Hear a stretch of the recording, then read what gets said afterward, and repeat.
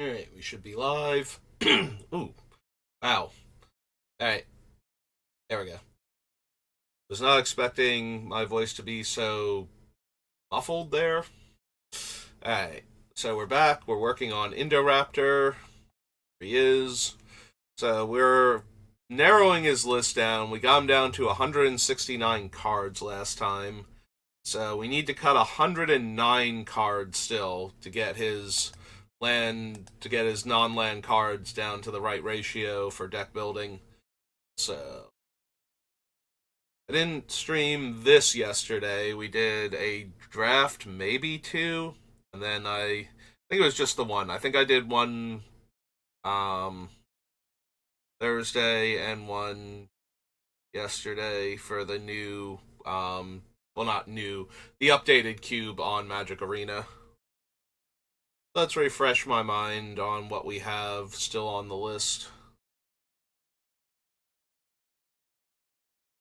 Tutor, Reanimate, Mogmaniac, Price of Progress. It's possible I want to cut the Reanimate and the Animate Dead, but we do have a decent number of creatures that are really strong to bring back. Like, even if we're not specifically resurrecting Indoraptor after a huge um, damage dealing setup, like we Blasphemous acted while we have out the dinosaur that cares when dinosaurs are dealt damage and deals that much damage, and Mog Maniac and um, Ill Tempered Loner, and we just dealt a ton of damage to everybody. And our Indoraptor died, and now we get to bring it back at full power.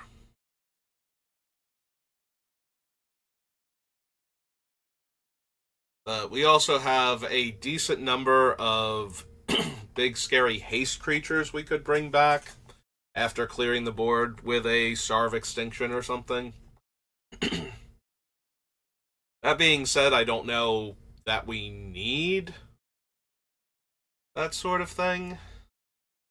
Oh, Bloodfire Colossus. I really like the idea of having Bloodfire Colossus in the deck. Like, it's in play, then we pay red and we sacrifice it, and everybody takes 6. That seems really good for the deck, but the problem is it's an 8 mana 6/6, and it's kind of underwhelming if it doesn't come into play and live through a turn cycle. So that way we can pop it and cast Indoraptor in the same turn, because we're almost definitely not casting Indoraptor and this thing in the same turn.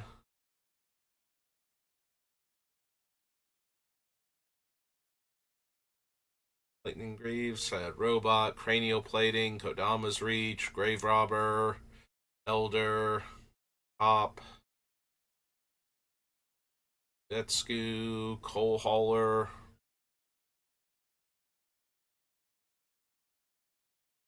Molten Disaster, Thornbite Staff, Wound Reflection,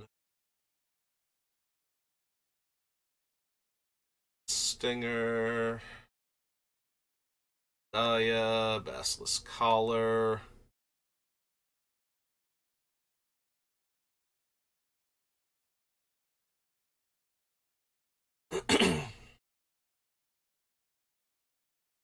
Blasphemous Act, Olivia. Rakdos is incredibly strong in this deck. There might be an argument to be made for cutting Zertod Druid. I do like, though, that when it becomes tapped, it deals 1 damage to each opponent, so that's helping me ramp my mana a little bit while dealing a damage to everybody. I thought there was an artifact that did this too, but apparently all of them are loss of life, not damage, so that's kind of disappointing. Burnished Heart, Xenagos, Savage Punch, Arc Bond, Arca's Command, Savage Ventmaw. Geopede, you also might get cut just because you're a little on the underwhelming side. Despite the fact that I have fetch lands and ways to make extra land drops, and that I ramp with putting land into play, so between all of those, like, Tunneling GP could very easily deal an extra 2 damage per opponent every turn cycle that we need it to. Like, especially on the turns where we're casting Indoraptor, just play a fetch land, crack a fetch land, use that mana to cast anything, and if we put more lands into play as part of that anything, we get 1 extra point of damage per opponent per land. This might not be good enough.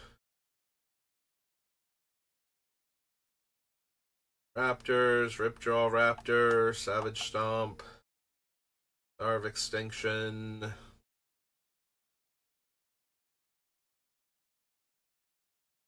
Still might lose the Ferocidons. I think they're the weakest one out of the enraged creatures, unless we get them going. Like, once we get them going with, like, one of the Pestilence Pyrohemia effects, like, that's going to be incredibly difficult for opponents to recover from. If every turn, as long as I have the mana, I can spend, like, 4 mana and make everybody else sacrifice 4 permanents, that gets really out of hand really quickly.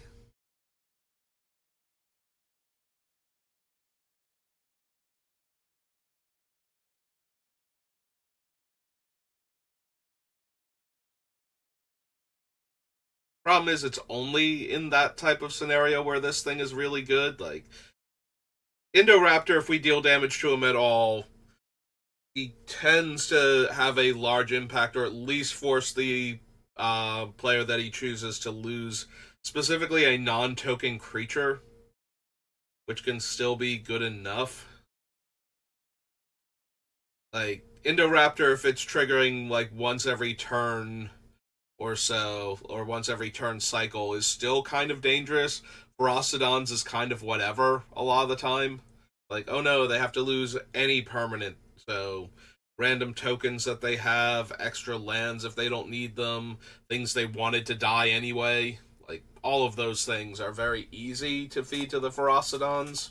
If I can't deal a lot of damage to them every single turn, or if I can't deal at least 4 damage to them every turn throughout the turn cycle, they start to lose a lot of their luster, so.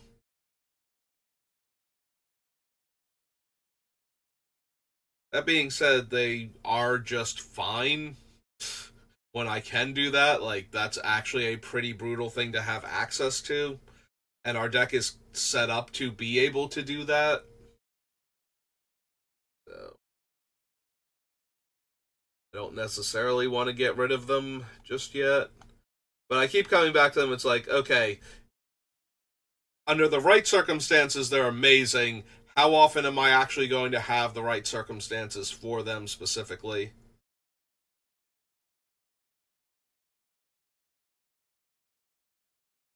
Maybe I don't need Embercleave. Embercleave is nice with the Indoraptor itself when it's huge, and a couple of the other big things, but I don't need the Indoraptor to get into combat and trample over for a ton of damage for it to win, is the issue. So it's more, can I get this into play and get, like, 5 or 10 extra damage depending on what it's on before the Indoraptor comes down? For only 2 red mana ideally. And we're not a go wide deck, so attacking with 4 creatures is probably going to be difficult. So it's probably going to cost like 3 to 4 mana to cast Embercleave consistently. Yeah, I think it's unnecessary.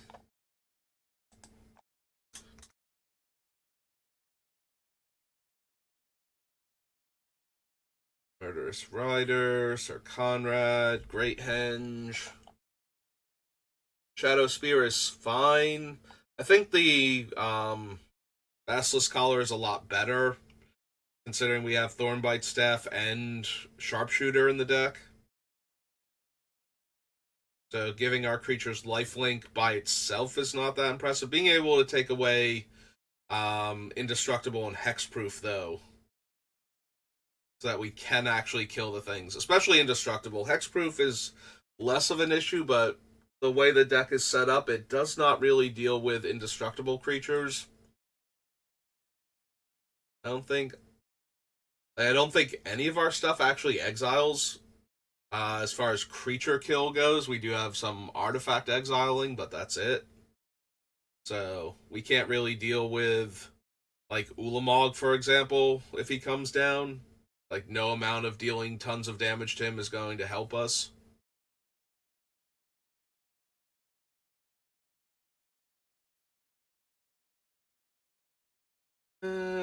Hmm. It might still get cut. It might be too unimpressive compared to other things. Do I actually want the Great Henge? We have other ways to draw cards.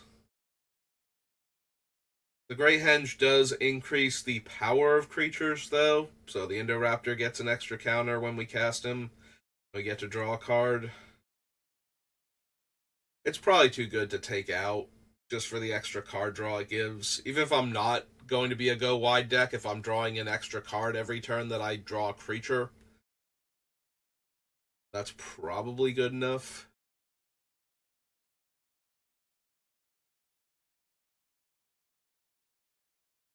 Do like Tectonic Giant, but I could see cutting him. Line Tyrant, Morog.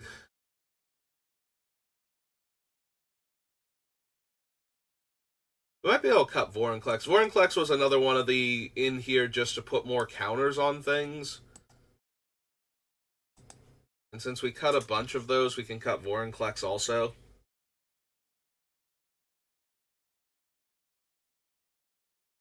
Crackle, Mortality Spear, Hard Class, Gnawbones.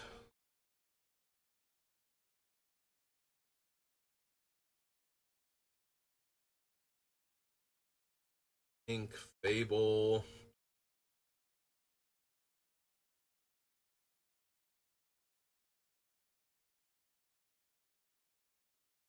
Keep coming back to cards like Agnes, despite the fact that we have multiple cards that care about artifacts coming into play and dealing damage because of that. So the fact that they're coming in tapped is not as detrimental to her as it should be.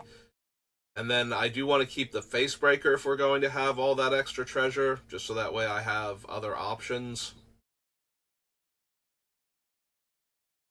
Possible we cut Sulfim.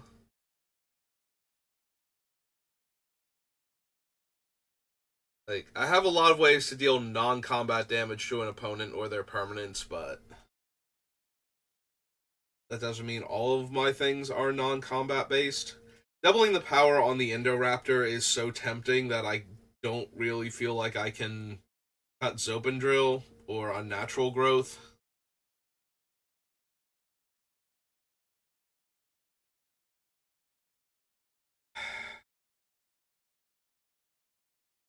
You have to cut literally 100 cards from this deck and then some.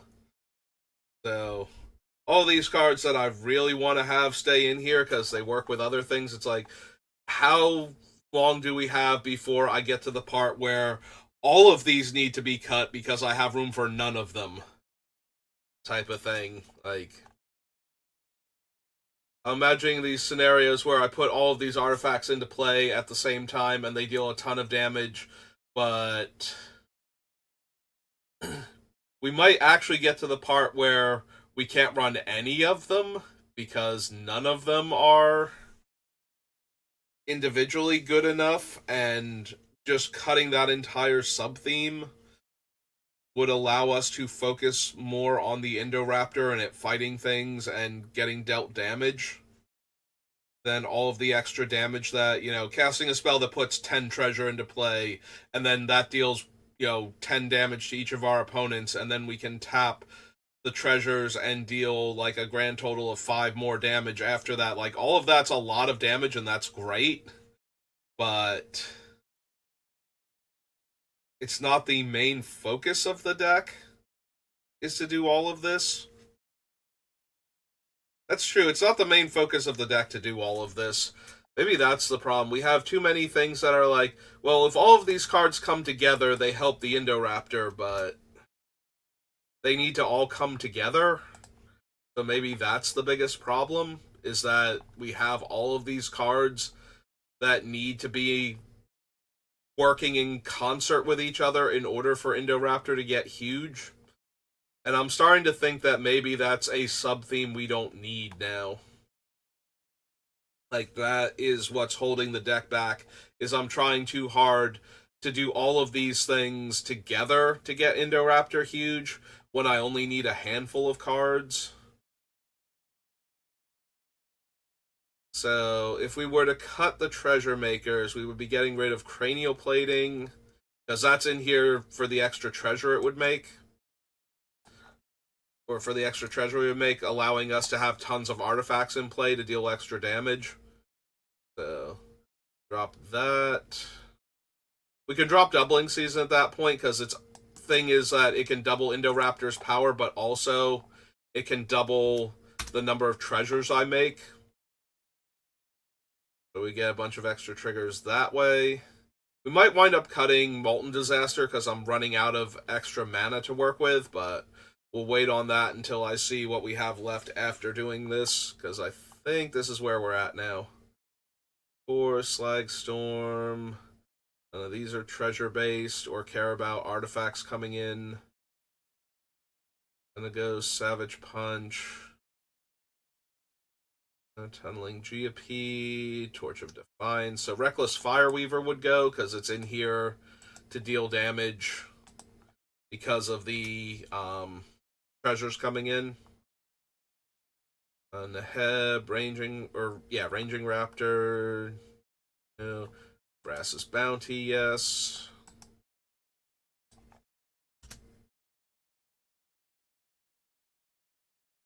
Blackblade, Bedevil, Inheritance, Spawn.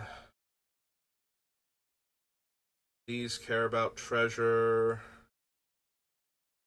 Old Span Dragon is a treasure matter, as is Magda, so we can get rid of both of them.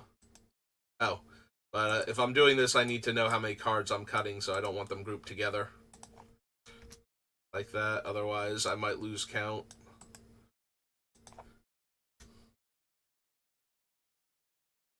Crackle, Mortality Spear. That would get rid of old Gnawbones. Essence Ink, Fable.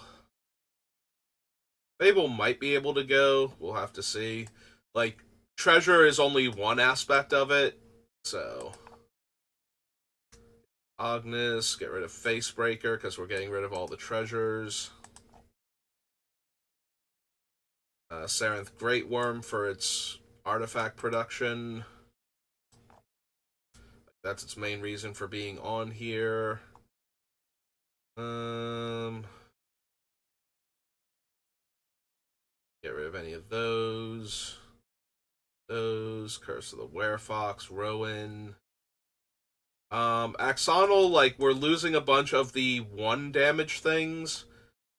It still works with the Pestilence effects to make them deal 4 damage per activation, but that will also kill Axonal pretty quickly, in that it will kill it immediately for the first one, and then the rest of them won't be affected. Yeah, Axonal can probably go. Since we're getting rid of a lot of the little ping effects. Sunshot Militia is in here to piggyback off all the treasure production I was going to hypothetically have. Visits, War Storm Surge, Garrick, Ignition, Aether Grid is based on the treasures, so that can go. Emancipation, Terror of the Peaks, Silvala, Archimancer. Ragavan isn't just in here for treasures, it's also in here for the other things it can do. Plus, it's a very aggressive creature. Copper Dragon can go. I'm going to keep Descent into Avernus, because it still deals a bunch of damage to each of my opponents on my upkeep while making treasures. Like, the treasure is secondary to the amount of damage it's dealing, so that can stay. Artillerist, on the other hand, has to go. 15. Scavenging ooze, selection. These extortionists can go.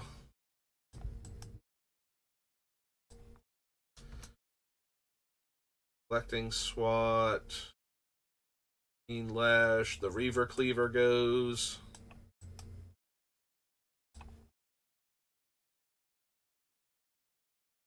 Hedron Detonator goes.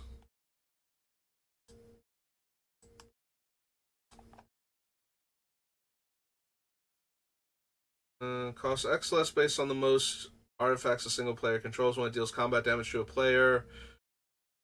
I make treasures for each artifact they have. So yeah, that's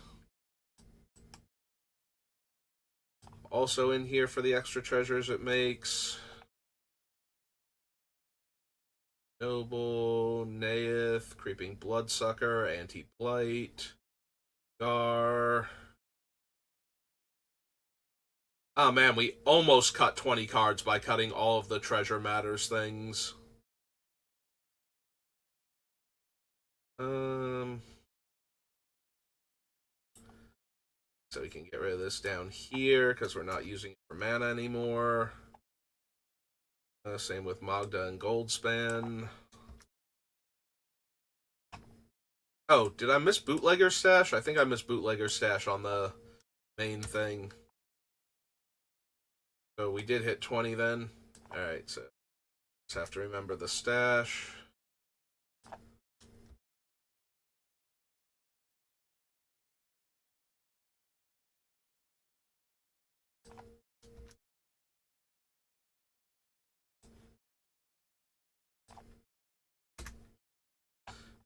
Bootlegger Stash.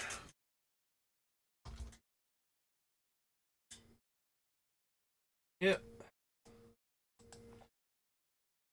Alright, so that cuts 20 cards off the list.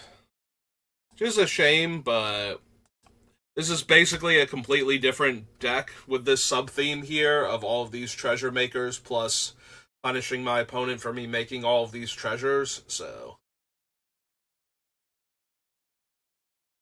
This is like a weird Jun Treasure Matters, probably Ziatora or something deck that I was building inside of the Indoraptor, so... Alright. Yeah, if we take out that entire sub-theme, it does reduce the amount of mana we have to work with as far as casting Indoraptor in the same turn that we've dealt a bunch of damage, so... Might need to take that into account with some of the other cards on the list now.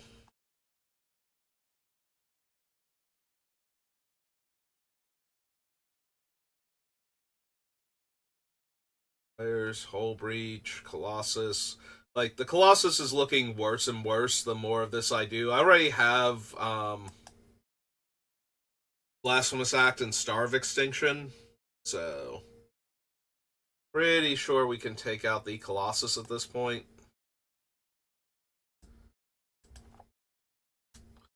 Sorry, Bloodfire Colossus, I thought I found your deck, but apparently you don't have one. Ooh, excuse me. Grave Robber, Sakura Tribe, Heartless, Coal Hauler Swine still in. Yeah, maybe Molten Disaster loses a lot of its edge now. That we can't cast it and the Indoraptor in the same turn because of all the treasures. Stinger, Oracle, Basilisk, Chain Reaction, Cunning Spark Mage, the Core, Slag Storm.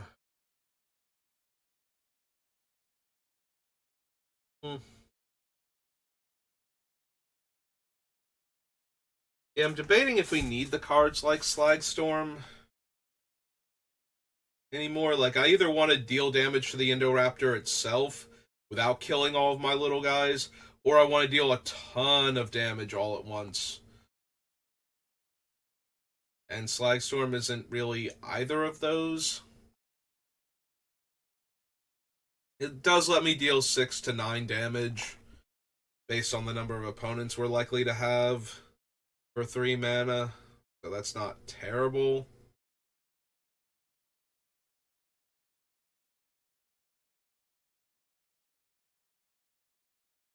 I guess it stays on the list for right now, but it's getting closer to the point where I will willingly cut that.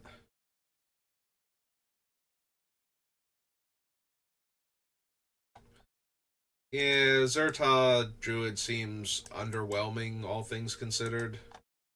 Think we can get away without running it. It goes Savage Punch, Arc Bond, Band. Ventmaw is fine for right now. I'd still cut Geopede.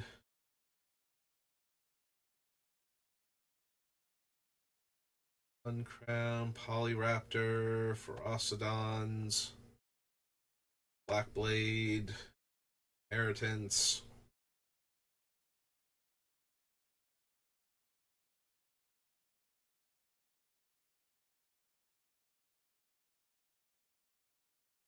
Looking at Ilharg now. As long as Ilharg gets to attack, and I do have multiple ways to give things haste, so not unreasonable for Ilharg to have haste.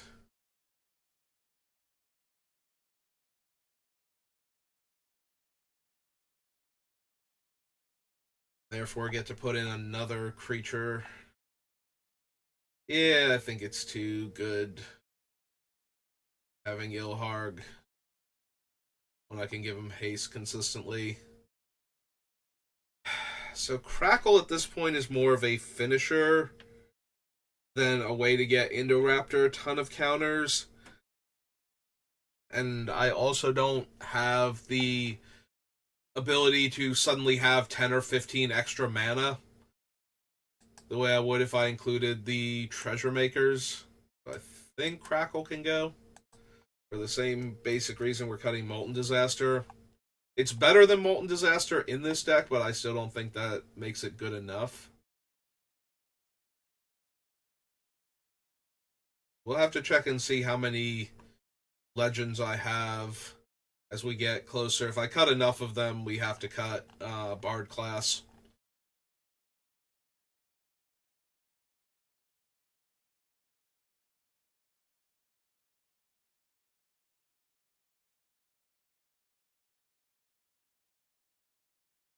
Could be Mr. Orfeo.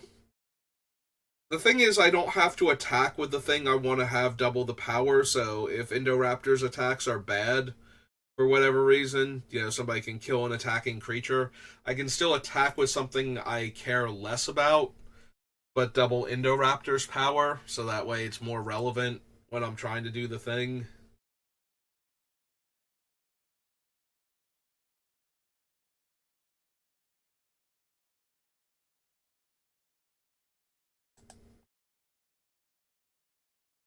Yeah, Sulfum can probably go too. The downside about dramatically increasing...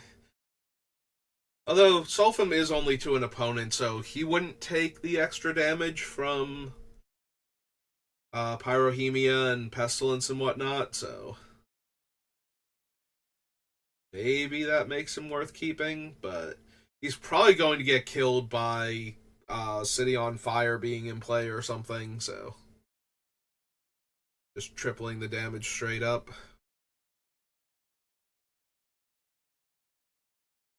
Then again, a lot of my cards are in real danger of dying from the extra damage. Like, I wonder if I can't run Rowan because of that. She only has 2 toughness. I'm very likely to accidentally kill her. Like, Rakdos has 6 toughness, so he can take a hit or two, even from a empowered damage source. Actually, can take 1 hit before empowering the damage source gets him killed. But at the same time, my ability to deal a ton of damage to my opponents, cast him, and then cast something else makes me want to include him. But yeah, some of our things are going to be real non-bows, actually, when we increase the damage dealt, and we're trying to rely on creatures as damage sources. while dealing area of effect damage.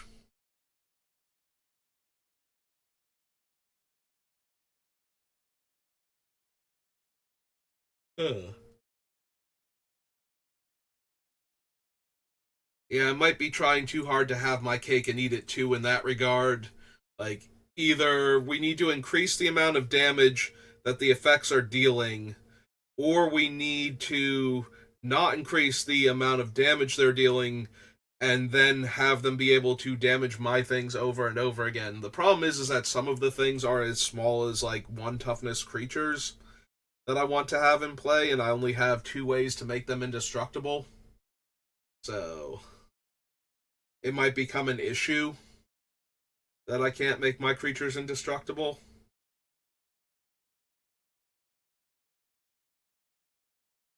Huh.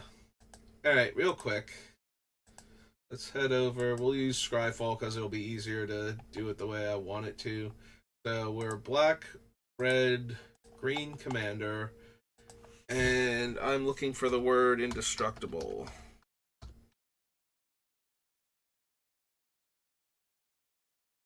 Alright.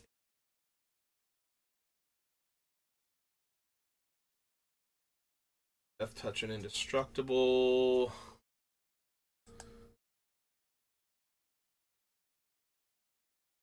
Bone Mass can be indestructible. The wall, no. Nara, no.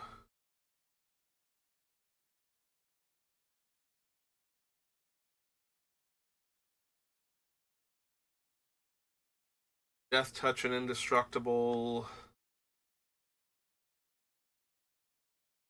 Whenever another non-token creature I control dies, put a 1/1 counter on target creature and goad it. Nope.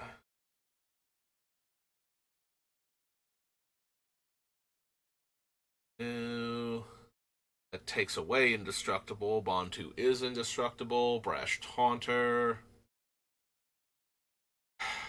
That is true. We have all the other when they're dealt damage, deals that much damage. But we don't have Brash Taunter on the list, and that's probably a mistake.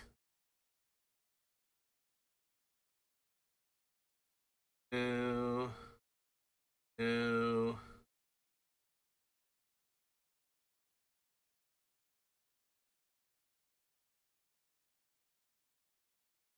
Probably not with Daring Fiendbinder. The axe itself being indestructible doesn't help.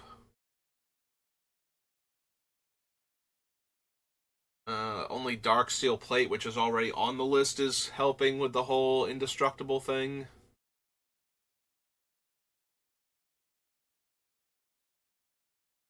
Drivnod, not really a thing. Virtue, no.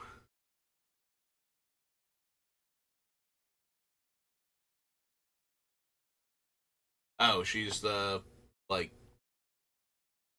real universes within, I've heard them called, version of the Walking Dead lady.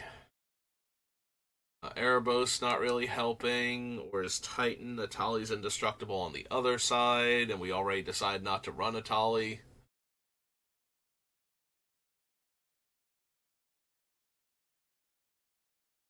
Faded Return. 1/1 counter target creature gains trample, or reach trample, hexproof, and indestructible until end of turn. Gift of Doom. Grappling Sundew. Beast, technically. Yome.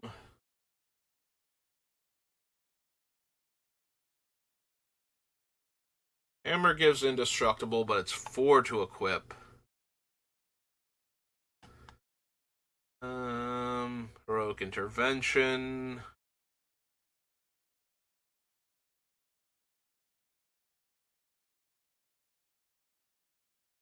Aldra Complete is 7 mana to equip.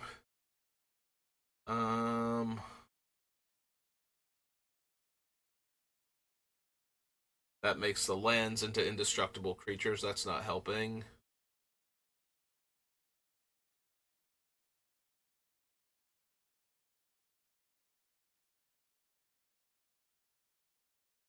Night Together isn't really helping.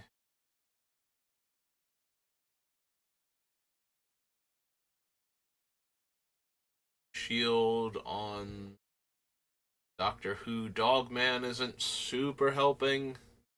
We do have a handful of humans, so that's not nothing, but at the same time, it's not. Deals damage to a creature if that creature was dealt excess damage this turn. Sacrifices a non-creature, non-land permanent. Yeah. Go to her. Although it is interesting that if we could put the oh no, if that creature was dealt excess damage this turn, sacrifices. Never mind. I was thinking we could put the thing on her, the Thornbite staff, but she can't deal excess damage that way. I mean, she can because of all of our damage multipliers, but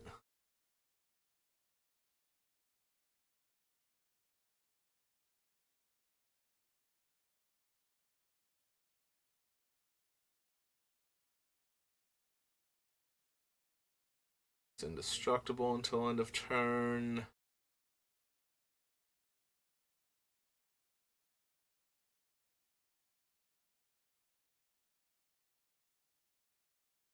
Yeah, all of these are until end of turn on themselves. Like, it's only the handful of equipment that can actually make the creatures indestructible, and I don't know that I want all of that equipment in the deck. Like, it seems like that's too much.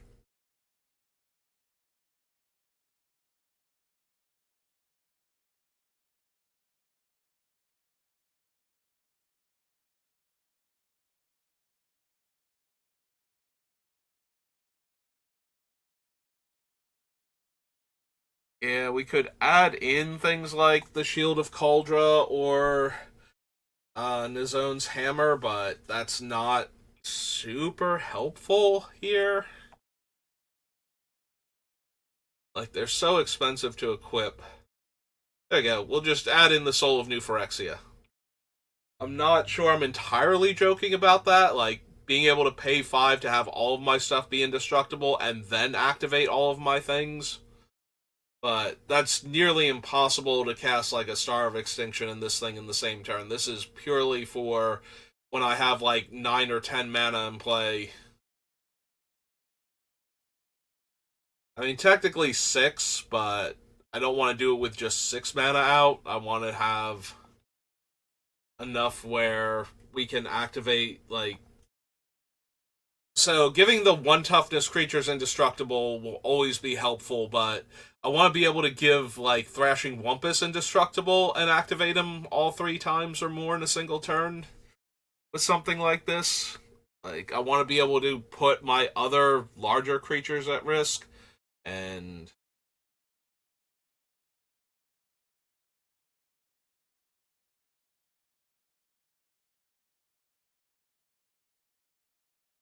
makes the card like Stonehoof Chieftain a little more palatable.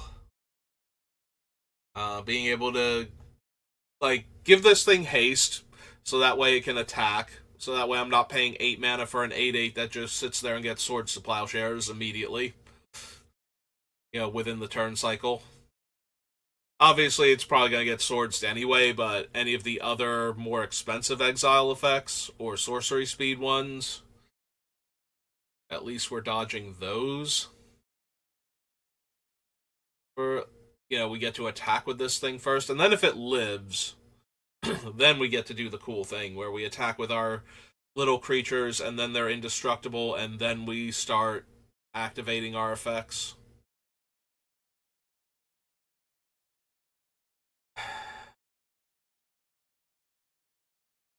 The problem with that which was taken is not only is it incredibly expensive to use, but it does not put indestructible counters on it. It puts divinity counters on, and without the that which was taken giving creatures with divinity counters indestructible, the things aren't actually indestructible when this goes away. So that's not going to help anything.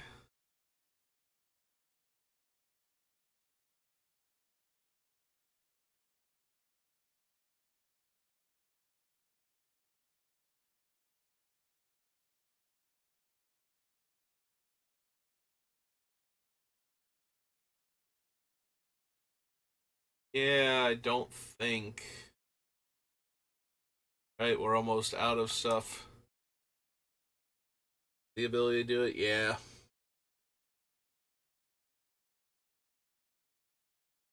Our creature gets +5/+5, gains indestructible until end of turn. All creatures your opponents control able to block that creature this turn do so. Eh.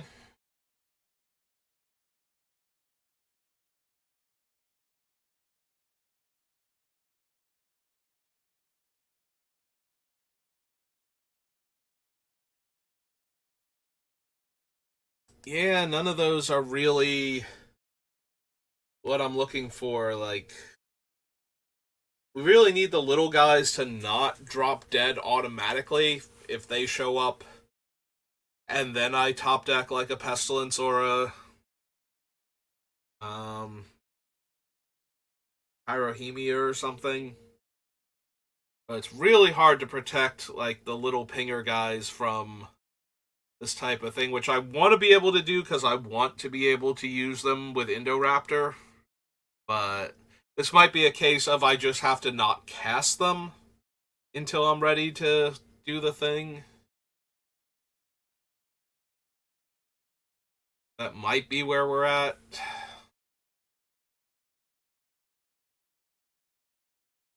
Yeah, I'm wondering if we even need Sulfim. Like, it doesn't double the damage dealt to him, but he dies very quickly um, when exposed to things like Fiery Emancipation and City on Fire. So, maybe he's not good enough because of that. Because I'm not discarding 2 cards to make this thing indestructible. That seems absolutely terrible.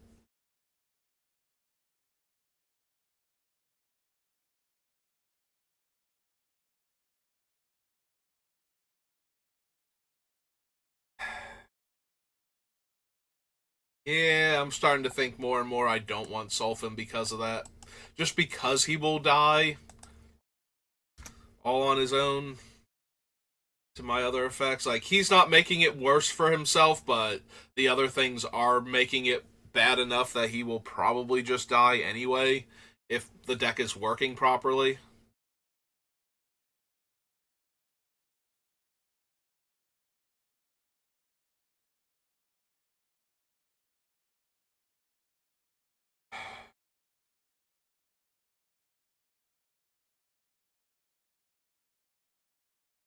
Yeah, Rowan having 2 toughness is going to be a liability more often than she's going to be able to help me.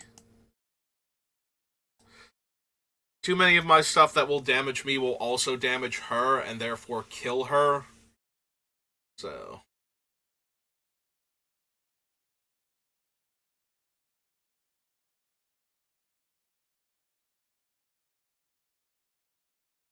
but yeah, I'm wondering if we need to add Brash Taunter onto the list.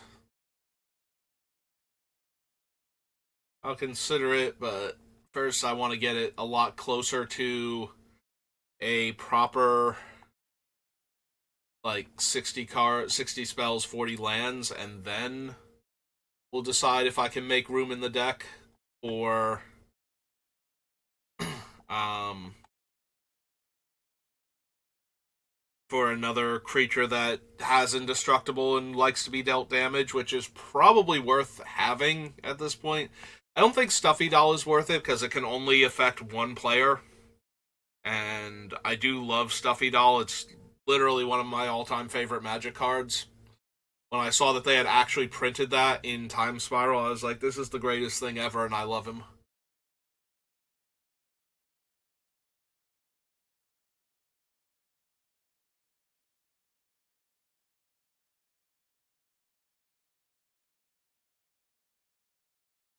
Yeah, I think Blood for the Blood God is more silly and funny in this deck than it is actually what I need.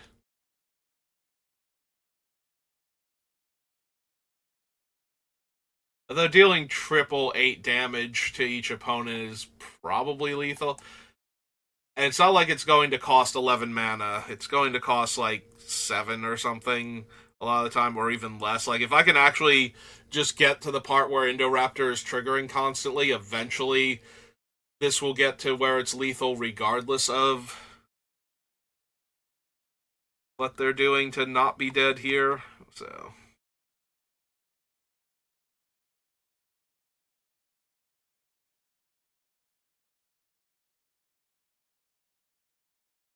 yeah, the fun thing about Anti-Blight is if she's not going to instantly get killed by the effect, she will grow. If it's dealing damage to me and her, it will grow as fast as it's dealing damage to her.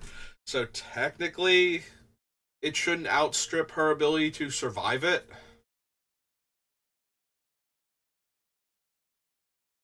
Actually, that's not entirely true. She needs to be able to survive the hit. So if it deals 1 damage to me and her, she's got 1 damage marked on her, gets her counter. But if it does increase damage after that, it might kill her faster than she can get the counters on her.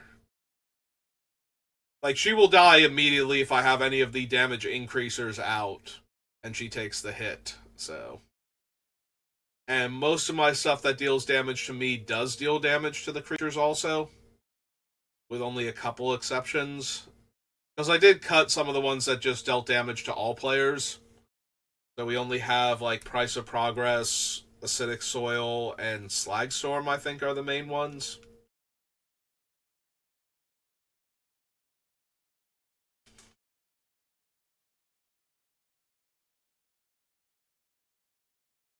I also wonder if Magar isn't too vulnerable. Like, a lot of the things that I would cast off of him. Actually, do I even have enough things that I would cast off of him at this point? He turns them into 3/3s. The original idea is that they would deal combat damage, and then I would copy the spells that they are, and we'd, like, copy things like Acidic Soil and Sizzle and all of that and deal a ton of damage to everybody. But maybe that's not worth it anymore, as I've been cutting a lot of those.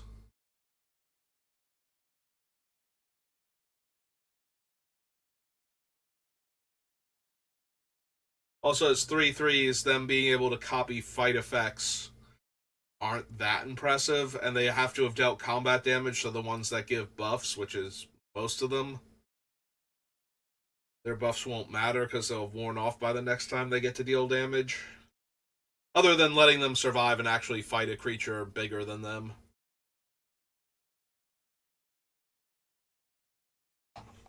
Alright, so we have 1, 2, 3, 4, 5, 6. Brings us down to 141. It's a little early to call it, but I think I'm at the part where I'm going to start running out of steam anyway, and I do have to get my brother and get him to work, so I think we're safe to call it here. It'll be a little bit shorter than normal, just under 50 minutes, but yeah, that'll do it for me for right now. I'll be back on. We'll do at least one more whatchamacallit draft, cube draft on Arena, and depending on how that goes, we'll determine whether I do a few more after that or I just switch over to Spider-Man after a little while. But I've been playing Spider-Man 2 starting last night, so gonna be doing a full playthrough of that over the next month or so, depending on how long it takes for me to beat it. But that'll be my thing for when I don't want to spend money on Magic right now, especially with a new set coming out soon. So if I'm on and I don't have any arena I want to play, then I'll be doing Spider-Man. But yeah, that's going to do it for me for right now. So thank you for watching, and I will see you next time. Have a good rest of your day.